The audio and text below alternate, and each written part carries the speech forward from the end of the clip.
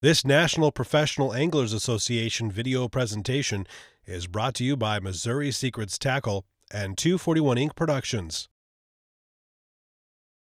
Oh, welcome everybody to this part of the conference with Korey and I. And the first thing I want to talk about real quick before we get into this jig 'em up segment is I joined this group quite a few years ago. I can't even tell you how many years I've been here, probably 7 or 8 years, as a member of the NPAA. And at the time when I signed up, the whole vibe about it was really kind of negative. Not a lot of guys understood what the money was going for, where it was going, that kind of thing. Memberships were way down, and I was just getting into the whole fishing for a living at that time. And I can honestly say that because of Pat and I, this organization is what it is right now, for sure. You know, Pat's probably put in, I don't even want to know how many hours. I've spent a lot of days with Pat, I've fished with Pat, I've hunted with Pat, and he's doing this 7 days a week for I don't know how many years. So we're up to 840 members already, and 860 members, and at the time I started, I know we were down in the low 100s. So I just wanted to make that a point that Pat is the reason this conference and this company or association is what it is. So let's get on with the seminar on Jig 'em Up. I just want to start out by giving you a little bit of background about myself, because a lot of people don't know my story, don't know where I came from, and really how I got to where I am today, and also with Korey. So I'll let Korey start off. We're going to kind of keep flip-flopping back and forth today, and he can go ahead with his story, and then I'll continue on with mine. Yeah, so a little background. You notice on myself, like Pat had said, I'm 28 years old and from Beardam, Wisconsin, so only about an hour from here. And I started playing a lot of sports when I was back in elementary school, middle school, a lot of hockey and things like that. So I was always really competitive when I was younger. But one thing that started getting in the way was once I got that 12, 13, 14 years old is now I could start fishing on my own, I could start hunting now, and I just didn't have time for practice for sports, and I just wanted to be on the water ice fishing, or if it was hunting or whatever. And so I started giving up a lot of those sports just so I could be in the outdoors. And but I always had that competitiveness in me the whole time, and as soon as I was 18 years old, just getting out of high school, I started doing some it was a bar tournament some weekends on just some small bodies of water back home with one of my buddies, and I was always competitive, and I always had that drive to compete and try to be the best I could. And that's where tournament fishing for me kind of really filled that void of that competitiveness that I've always had in me. And so I started right out of high school fishing small stuff, worked my way up. And one thing I always loved about tournaments is it always pushed you. You always wanted to catch more fish or bigger fish or more efficiently. And that's one thing this topic we're going to talk to you about today is snap jigging and casting and things like that. Is it makes you fish more efficiently. And at the end of the day, it doesn't matter if you're a weekend angler or if you're a tournament angler. We only have so much time to fish and so much time to catch those fish. And so a little bit of my background is I've been doing this now for 5 years full time. So I was a mason to start off, and that wasn't the funnest thing to do, but I had a very understanding boss that really understood how passionate I was for fishing, and how I absolutely just loved it. Gave me the time off when I needed to, and had a lot of success along the way, and a lot of hard work, like Pat said. And it's kind of a dream come true. I never thought, standing here today and talking in front of a group like this at 28 years old, I'd be fishing for a living and, kind of all set in that way. But it's really been a dream come true, and I never did think it would ever happen. And a little bit about my background. I actually started, obviously, growing up in Stevens Point. I live on the Wisconsin River system, and that's all I did was fish. I could ride my bike down to the river and fish, and just throwing the basic jigs and your Lindy rigs and all that kind of stuff to catch a 14-inch walleye was all I really wanted to do. But I was a muskie fisherman really when I got into my later teens, my high school years and I fished a lot of muskie tournaments. But for me, it was more, I wanted to use my brain a little bit more than my brawn. When you're muskie fishing, it's a lot of casting. We all know how that goes. But I wanted to think more and actually understand why fish were they were, and that's why I got into walleyes. And what I did in 1995 was I signed up as an amateur in the NPAA circuit. And for those of you here that don't fish a lot of tournaments, especially you high school kids and the college kids and that kind of thing that are here, and I want to say thank you guys for coming. I'm actually the high school coach at Stevens Point Area Senior High for the Bass guys, and I love seeing what you guys are doing. But the thing is to learn as much as you can about fishing early on. You know, really don't worry about the sponsorship. That stuff will come.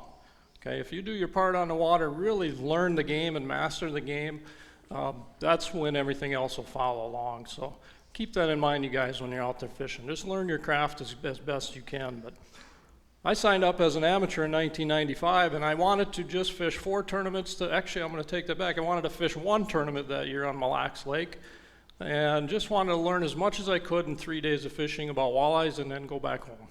That was it. And I actually went there and drove my little 680 Ranger tiller over there, pre-fished by myself for like 6 hours, just so I get used to the water and know what it was like. Actually fished that tournament, and long story short, fished with 3 different pros in 3 days and could not believe how much I learned in 3 short days. Ended up second in the event and basically got the bug. I got the walleye tournament bug.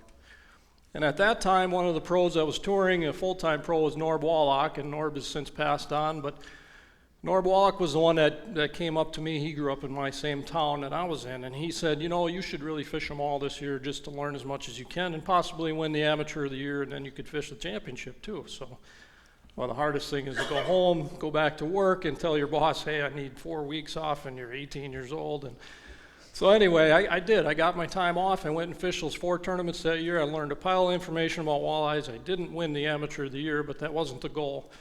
And really thought, man, I learned a lot, and I'm pretty good at this game. I really know what I'm doing.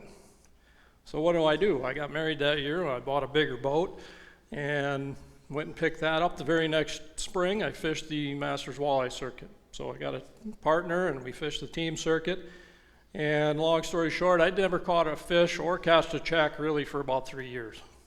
You know, it's really difficult to go from the passenger seat on the amateur side. These guys take you to their best spots and show you all the best stuff. And now you're driving the boat and you really have no clue what you're doing. That's how my career started. In 3 years, I really caught no fish and cashed no checks. And it was at that point I was either going to throw the towel in or I was going to really try and figure this game out. And it was actually my wife that said, you need to keep doing this. You love what you do, just keep working at it, you'll get there. And that's what I did. I really took it to heart. And like Mark said before, you know, you got to become a good loser. It's a Sunday afternoon at 5 o'clock. I'm sitting in Big Stone Lake out in South Dakota, and I just took second to last place in the event. But what am I doing? I'm staying afterwards to listen to the guys that did well, to listen to them on stage, shake their hands, see what they did, and learn as much as I could about the game. You know, drive 9 hours back home, get up the next morning, go back to work. All right, that's the kind of the attitude I took towards it. And after about 2 or 3 years, I really started putting the pieces together and qualified for my first championship in 2000 and ended up winning the MWC championship that year. That was just kind of a stepping stone for me to get into the next level, and I just kept learning and learning and learning. In 2003, won that first Angler of the Year title. 2007, won another Angler of the Year in the FLW.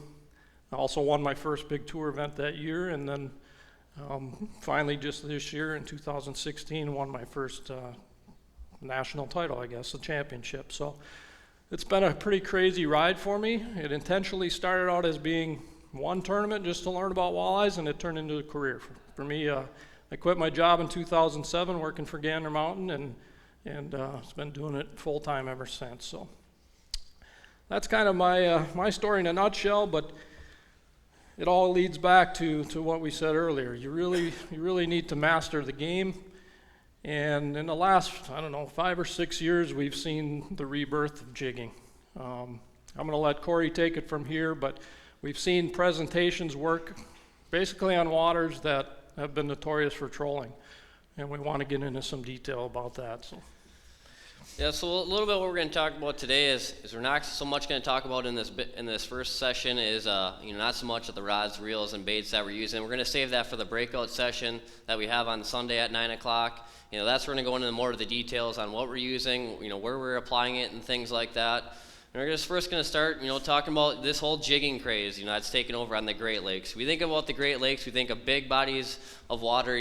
Those fish can be scattered everywhere. They can be on, big pieces of structure, big shoals and complexes like that. And now we're going out there with one rod and one reel, and it seems to be, the go-to technique nowadays.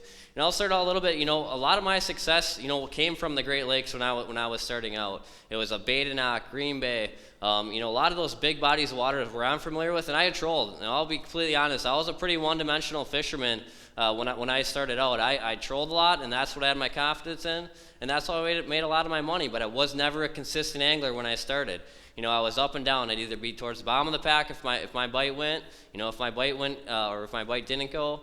If my bite went well, I did well. But I had that one confidence thing, and that was trolling. And that kind of started when I started, kind of realized that, this tournament game, these guys can bring it. I can't just make it by if I want to keep doing this by just trolling and hoping that I'm going to drag my baits long enough I'm going to catch something. And that's when I started, practicing my weaknesses. And one of the things that I always knew that I had to be good at, that I was absolutely probably the worst at, was, casting jigs and things like that. Lightweight jigs, especially in the river. One of my first big wins was the National Walleye Tour on Red Wing. It was in the springtime. It was in April. It was a cold one. We had a bunch of snow we got a few days before the event. But I went to that event, well in advance. And when my partner Shimoda, Dusty Minky, I went there early, and I was not a jig fisherman. And when I went there, and I just, the whole time in most of my practice, I did pitching jigs and plastics. I just wanted to master that. I was going to lose a ton of jigs because I wasn't very good at it. So I was using a little bit heavier weight than I needed to. But I just knew that there was going to be a super tough bite, and that I was going to need to pluck those fish off, if I could just, master that jigging, drifting that jig through the current and those current seams, that I could pluck off a few fish. And I spent a lot of time doing that in practice. Had a lot of days where I lost 30, 40, 50 jigs. It was just crazy. You don't get that right jig weight, with watching that line sweep the current. It's miserable. But what I ended up doing is I ended up coming out of that tournament with a win, and most of my fish came pitching jigs. And it was one of those things where I just knew that to be a more successful and more consistent fisherman, that I had to practice techniques that I wasn't good at. And now this whole jigging thing has kind of came full circle on, not just river systems, it's even on the, the bodies of water like the Great Lakes. It's just one of those things where you can put that bait right where the fish are, and you're going to be more efficient with it. Instead of Jason's probably got plenty of stories where you're out on, big bodies of water, trolling your planer boards, and that one waypoint just seems to be happening every time. Every time we get to that waypoint, we get a fish or two. All right, let's pick up, swing back around, and come back to that waypoint, and let's, we're putting along here, and, a couple more minutes, Jason, we'll get to the waypoint here, and then we're going to get one, right? And, how many times have you done that where you're out on a trolling pass where it's just this one waypoint, it just seems to always produce. And that's where this whole jigging and, snap jigging and casting craze has really started, is now we're fishing more efficiently when we're fishing. We can fish on a specific body of a specific structure, small key areas, isolate those key areas on a piece of structure and fish those high percentage areas, then go to the next one. But our electronics is probably the biggest tool that we can use when it comes to this jigging things, is using our electronics to really pick apart a piece of structure. Good point. When I talked about earlier where I wanted to master this whole walleye game of learning how to catch fish, and I want to just bring up some stories about early on and some of the things that ticked in my head and really stuck for me. The first thing I can remember from way back in the years when I couldn't catch a fish was I was fishing one of the banks on Pool 4, and I looked down the shoreline. This was during the tournament event. I looked, and it was Tommy Scarless. He was actually about 50 to 100 yards away from me. And we were both pitching the same bank. I thought, yeah, I know Tommy Scarless. He's a pretty good guy, and he's a great jig fisherman from what I heard. And the first thing I noticed when I looked down the shore is he's got this line that's so high vis that it's just unbelievable. I can see it from 100 yards away, no problem. And to me, it didn't click at all. Why is he using that line? That's ridiculous. That's so bright, them fish will never bite that thing. I got the most clear line. I had monofilament on, all that kind of stuff. So, to me, I thought I was doing it right, but now I'm learning right away. I'm looking down the bank, I see that bright line, and I thought to myself, why is he doing that? He's one of the best jig fishermen out there that I know of. I need to realize why he's doing that. And instantly I go back and start thinking, okay, I need to analyze and see why he's using it.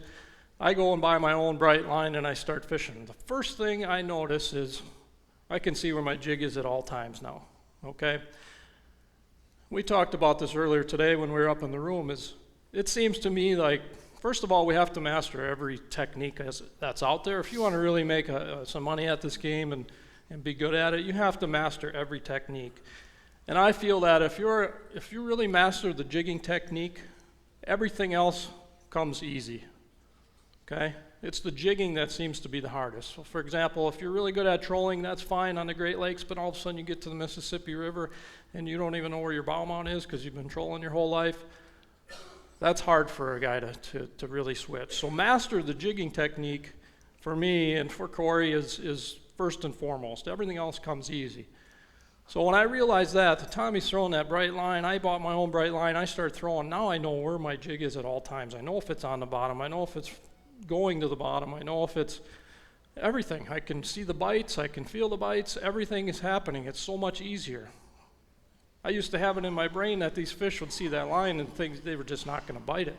So I was using that clear stuff. Well, I could not even see where my jig was most of the time. So everything comes full circle and you learn from everybody else. You can't be stubborn to the point where I'm not going to learn anything from that guy because he hasn't won a tournament yet, or I don't ever look at it that way. I've been in seminars with guys that I don't know, but I'm looking to learn one thing.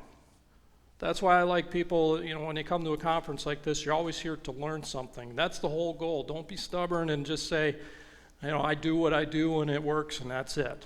I can learn one thing from every person in this room and still become a better angler. You'll never master this game. You never will. It's obvious. So learn as much as you can about it. But for me, jigging was first and foremost. Looking down the bank, seeing Tommy's bright line, and instantly the light bulb went off for me and said that's just one thing that I need to learn about jigging. So, I've had the same thing, like I talked about that Red Wing win. It's one of those things where, same thing, that high vis line when it comes to jigging is probably the most important thing. It can go back to, there could be a 20-mile-an-hour wind, it could be in current, things like that. There's some pretty nice rods out on the market these days, but when you have a 20-foot bow in your line and with the wind blowing against it and things like that, and you're using an 1/8-ounce jig, you can have the best rod on the market and you might not feel the bottom or a bite, right. With that. And that's where, seeing that line, if it's high vis, flame green, if it's orange, even white can stand out depending on the watercolor, but using that high vis line is the most important thing, that it makes it for especially a beginner. And even for a guy that is one of the best jig fishermen out there, using a bright line is the most important tool when it comes to pitching jigs, snap jigging, or anything like that. It was when you know where your bait is, if it's on bottom or if you're getting bit, is the biggest tool in this whole deal. It makes life a whole lot easier.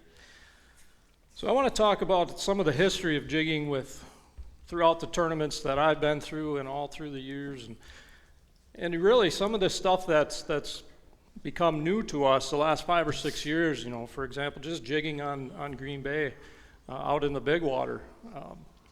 It's really been it's been around a lot longer than we think. There's been a lot of people that pioneered some of this stuff, some of the off-the-wall stuff, if you want to say. Just for an example, I'll use Chief Papanaw, who back in the PWT days, won an event on a jig and wrap in the Detroit River. This is back in, early 2000s. Something off the wall, And I want you to think about this the whole time we're talking today, because we are basically the pioneers. We're the trailblazers of this whole fishing community. We're the ones that people watch, people want to be like. Basically learning how to be a pioneer. Don't be afraid to try something different. Back when Chief won a tournament on a jig and wrap in 2000 on the Detroit River, somebody really should have expanded on that instantly and took it to another place and kept moving on it. One example I want to give you, this is kind of a funny story. 2003, I'm up on the Northern Islands up in Green Bay, just fishing for fun in August. And I took, at the time, it was a guy that was working with me at Gander Mountain and his wife.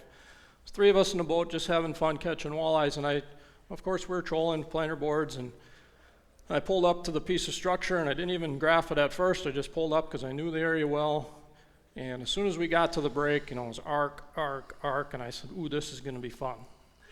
And of course, as soon as we get over the top of it, we got 4 fish on at once, we're fighting, laughing, netting, taking pictures. By the time we're done with everything and it's all untangled, we're, 1.5 miles past the structure and we're high-fiving.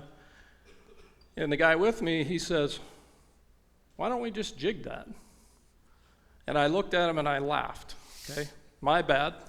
This is 2003, it's pretty early in my career. I thought I knew more than I did. I said, we're on Green Bay and we troll out here. That's all I had to say to him, and he goes, okay. He's obviously a little smarter than me at the time, but I should have took that advice instantly, and we should have turned around and just went right to those fish and cast it to them, but we didn't. But now that's what we're doing, okay? I want you to raise your hand and be honest about it. How many of you here use side imaging or structure scan or whatever your company calls it? Okay, leave your hands up.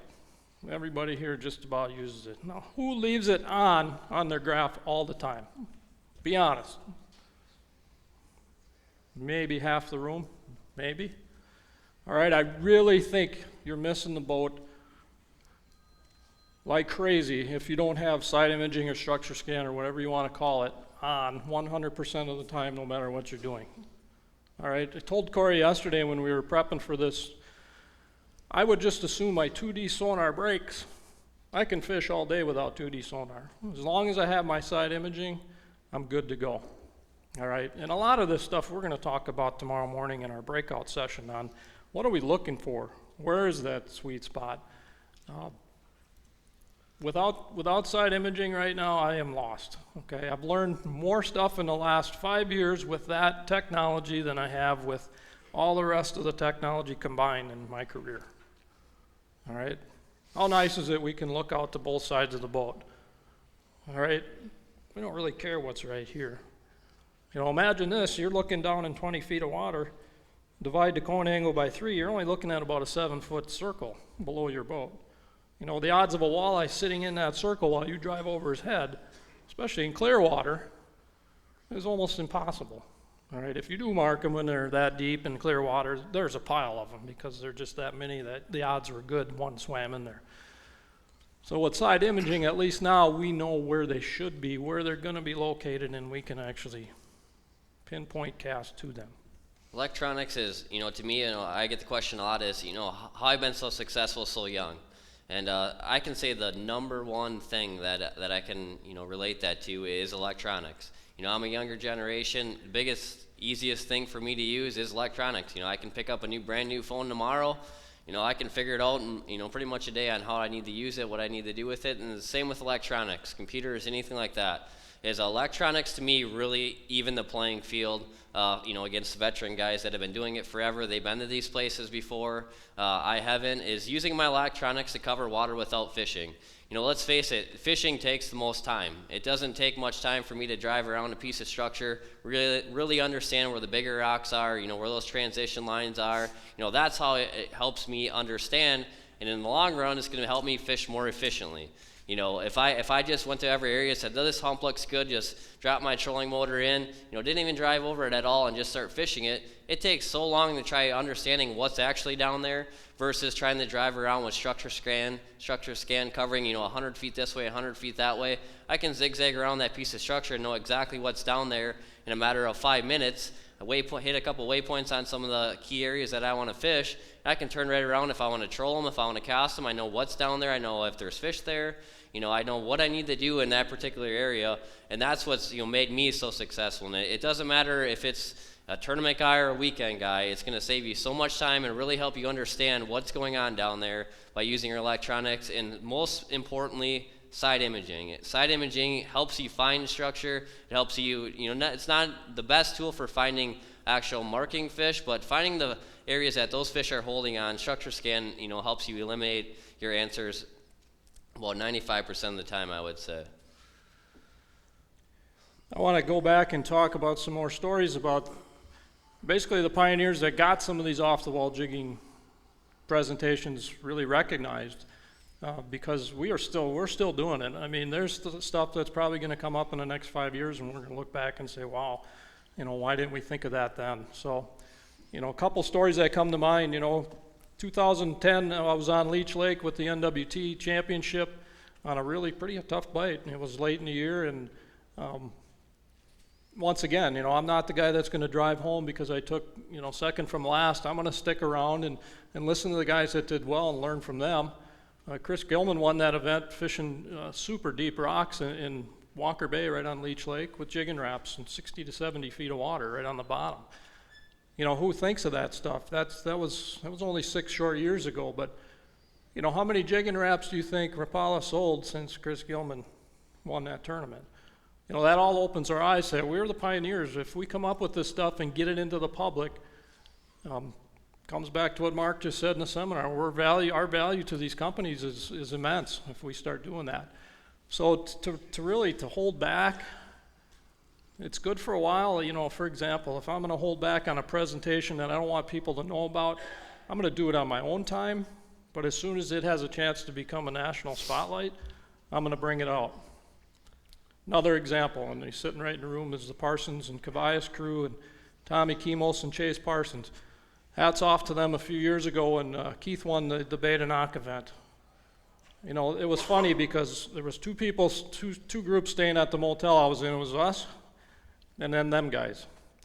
And I should have noticed right away because none of them were even getting any trolling rods ready the whole week in the parking lot. They weren't doing any of that stuff. Their boats were clean all the time. And as it turned out, that was the start of the moonshine shiver minnow. They held that basically pretty secret for a long time until it had a chance to become in the national spotlight. They already had that thing set up with their sponsors beforehand saying, hey, we're going to win this tournament on this bait, and you need to be ready. And they did it. Stuff like that, just an example of what you could do with it. It's taken their careers and jumped them ahead again. But look at Devil's Lake, for example. It was easy back in the early 2000s when the trees were standing. Anybody could pull into a nice set of trees, tie up, and throw a slip bobber, and down they go, and you catch your 20-some pounds. Well, now those trees are gone, and the bite totally changed. And some of the first guys that really found out where these fish went, I'm going to use Trey Verdegal and Paulie Steffens. They won a couple MWC tournaments back-to-back on jigging wraps and super deep water on rocks. And since then, Troy Morris and Korey Heiser have done the same thing in the last few tournaments out there.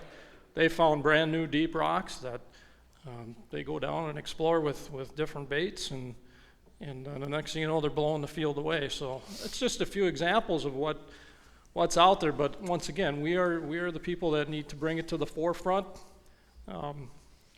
and be ready for it when your time comes. I think that a big thing here, and it's one thing that Gary Parsons and that whole clan taught me when I was younger, is credibility goes a long ways. I mean, you want to, and I think Mark said that in the last seminar here. Credibility nowadays is what's going to keep you in this business for the long run. And Gary really preached that to me when I was coming up. It's pretty easy to pick out a BSer in any group. And if you're going to talk about something, it's got to be something that you believe in, something that you truly feel is the best, or that does work, that you've had experience with. And that's the same thing with these baits, that are coming out on the market these days. Gary Parsons, that whole clan with that whole moonshine thing, those baits, they've proven it with their wins that they've had with that bait. Obviously it's took over and it keeps working. Well, the more those baits keep working, the more they keep selling, the more value that they're adding to their sponsor, moonshine. And it's similar with me and what I've used with a lot of the plastics, with a lot of the wins that I've had using the ribworm, the power bait with Berkeley. My Berkeley contract, many of you may know, is I have a Berkeley wrap. Berkeley's my title sponsor, but my contract, more of it specifies more for product development and design than it actually does for promoting. I have a 3-year deal with those guys, and it's for product development, and basically it comes back to that credibility. When I'm using a bait, I'm talking about a bait that I'm actually catching fish on. It's working. I'm not trying to, push something that I don't believe in that doesn't work, and that's where you're going to add value to your sponsors. It doesn't matter if it's a rod, if it's an engine or a boat or anything like that. If it's something that you believe in, it's very easy to talk about. You're going to create value for yourself because people are going to listen to you, because if they do use it, and it works, they're going to trust you and keep listening to what you say, and it's going to create that following. And what it does is, in the long run, is it's going to create value to sponsors, which in return gives you, value to yourself with money, or whatever you maybe get from them. So it comes down to there's so many of these new baits coming out. Tournament anglers are on that forefront, like Jason had said. We're our pioneers in our sport. You put a bunch of money on the line in tournaments, we're going to come up with probably the best and most efficient way to catch these fish. And now the craze right now is snap jigging, and it's just one of those things where you can fish efficiently. But it goes back to even spinners. Back in the day, spinners. When did they get developed, Jason? Were you even born then, or not quite? Wow. Or aren't you that old? We were pulling spinners a long time. Yeah, but to get back to the point of the rebirth of jigging, and going back to that story in 2003 when the guy asked me, why don't we just jig this spot, and I said, no, we're on Green Bay, we troll here. Anything's fair game, guys and girls. Anything's fair game, and I can't tell you how many off-the-wall things we've tried. A lot of it doesn't work, but once in a while we find one that does, and the options are endless. One thing we talked about earlier with when we were in the room this morning, and this whole thing is primarily a structure-type fishing. We have yet to really figure out how to catch anything that's suspended or out in open water basins and that kind of thing. That's still a trolling bite, but when it comes to structure, you can jig them. I don't care how deep you are, I don't care how shallow you are. Another example I'll use, and I never thought I would say this, a few years ago I took third in Lake Oahe out of Pier, and I caught my deepest walleye ever that year, and it was in 80 feet of water on the bottom. I would have never thought that 10 years ago, that I would catch a walleye in 80 feet on the bottom. I've heard of stories of a lot deeper than that. Okay, I haven't done it yet, but the options are endless. But there's other stories too I can go into, and I don't want to keep using Gary's name, but Gary's helped me along the way too throughout my career. And there was an AIM tournament on Saginaw Bay a few years ago. I think it was probably 2007, 2008. Somewhere in there, and of course Saginaw Bay, what are you going to do? You're going to run out into the bay, and sometimes you can drive 40 miles and go catch walleyes way up by the Charities, or there's all kinds of options out there. Well, as it turns out, Gary went about, quarter mile from the takeoff in the Saginaw River and whacked the biggest bag of day one on a jig. That's not supposed to happen that time of year on Saginaw Bay. We're all supposed to go on the lake. So it just opens your eyes to all the different jigging presentations you can really do at any given time. So. Yeah, another one I like to talk about. It's really opened my eyes to the confidence that I have in jigging with plastics, and that was that 2015 championship I won on Lake Winnebago. I started that tournament out pre-fishing. It was a super tough bite. It was in the fall. The water temperature just dropped 15 degrees. We had a bunch of rain. The water was dirty. And I'm thinking, all right, tough bite. I gotta have a jig. I gotta have a night crawler, leech, or some kind of live bait is what I gotta use to just hopefully grind out a few bites and practice. And I'm fishing around in practice. I mean, it's tough days where you're catching maybe 1 to 5 fish a day in practice, and it's brutal. And I was in a spot where I'm pitching some jigs, and working, I keep missing fish. I'm like, put on a new night crawler, pitch in there again, miss it, maybe give it a little bit of line, set the hook, miss it again. Dang it. And I'm like, all right, I'm sick of putting on bait here. I'm going to put on a ribworm once, cast it out there, have that confidence in it from the, fishing the river systems, put that ribworm on there, nice 1/8 ounce jig, awesome, boom, rod lights up, set the hook on it. I got a 17-inch walleye, and I'm like, man, I just went from getting nibbles to getting, just throttled. And I'm like, all right, I got something to run with here. Now hit a bunch of other rocks. And I'm catching fish with it, but I'm not, feeling a nibble bite. I'm feeling, I'm actually feeling a good thump like you want to feel when you're getting bit. And that's one thing I really gained confidence in me in that practice is, all right, I'm using a plastic, I'm fishing more efficiently. But one thing that plastics do, or either different hard baits, instead of live bait is, I can trigger a fish not only with, action, vibration, and things like that, but also color. All of us know from walleye fishermen is, walleyes can be very particular on color. I mean, it could be a crankbait that's very similar to each other, but if this one just needs to have that pink spot on the side of it, that one just works so much better. for whatever reason, walleyes are so particular with colors, and that's another triggering, basically key that we can use in baits is triggering them with color. And that's one thing I really learned in that tournament. I started that tournament out day one, fishing a rock pile, and it was windy. High vis line was important, very important that time. I'm throwing an 1/8 ounce jig in 20-mile-an-hour winds. I got a big bow in my line. I'm seeing when that jig hits bottom, whenever that line would have a little bit of a bow in it. And I started next to a guy that I would consider probably one of the top 3 to 5 jig fishermen on tour. And me and him are sitting on the same rock pile side by side and in a bunch of wind, and I'm casting my rib worm. I'm watching him. He's casting live bait. I'm not expecting too much in this tournament. I'm just going to have to hit a lot of spots. And, plucked off the first fish, small fish. I'm going for any 5 fish I can catch right now in this tournament. It's going to be a grind. Caught the first one. All right, there we go. Catch another one. I'm like, all right, here we go. Got a couple in the box now. And the guy next to me, he hasn't caught anything yet. And I'm like, all right. I can still see. We're only, 30, 40, 50 feet apart. We're not too far. I can see exactly what he's doing. And I ended up catching my limit there by about 9:30, and I never did see him catch a fish. I took off, and I'm like, man, that was one of the better jig fishermen on tour right here. And I just, I caught more fish, and it was on plastics, and he was using live bait.